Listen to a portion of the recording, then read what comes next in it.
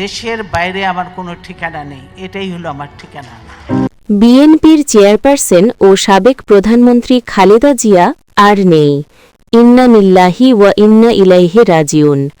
তার বয়স হয়েছিল ৮০ বছর। এর আগে বিএনপির মিডিয়া সেলের সদস্য আতিকুর রহমান রুমন জানান, খালেদা জিয়া সকাল ৬টার দিকে রাজধানীর এভারকেয়ার হাসপাতালে চিকিৎসাধীন অবস্থায় মারা গেছেন।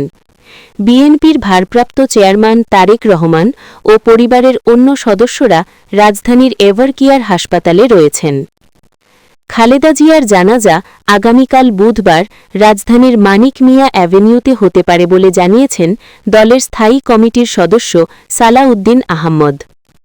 খালেদা জিয়ার দীর্ঘদিন ধরে নানা অসুস্থতা ছিল। মুক্তি পাওয়ার পর চলতি বছরের ৭ জানুয়ারি লন্ডনে খালেদা জিয়াকে চিকিৎসা দেওয়া হয়েছিল। তার স্বাস্থ্যের অনেকটা উন্নতি হয়েছিল, তবে নানা রোগে জটিলতা ও শরীর মনের ধকল সহ্য করে তিনি দুর্বল হয়ে পড়েছিলেন। বয়সও ছিল প্রতিকূল। প্রায়ই গুরুতর অসুস্থ হয়ে পড়তেন, হাসপাতালে ভর্তি করানো হতো। গত ২৩ নভেম্বর এমনই পর্যায়ে তাকে শেষবারের মতো রাজধানীর এভারকেয়ার হাসপাতালে ভর্তি করানো হয়েছিল। ১ মাসের কিছু বেশি সময় তিনি সেখানেই চিকিৎসাধীন।